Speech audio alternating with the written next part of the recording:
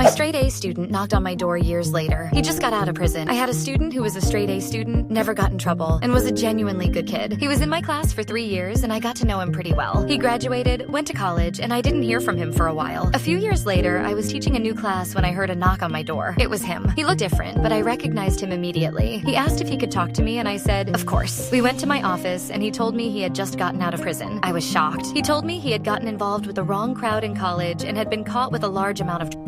He was sentenced to 5 years in prison. He told me he was out on parole and was trying to get his life back on track. He asked me if I could help him find a job. I told him I would do whatever I could to help him. I called a friend of mine who owned a construction company and asked if he could give him a job. He agreed, and my former student started working for him the next day. A few years later, I ran into my friend, and he told me that my former student was now his foreman and was doing great. I was so proud of him.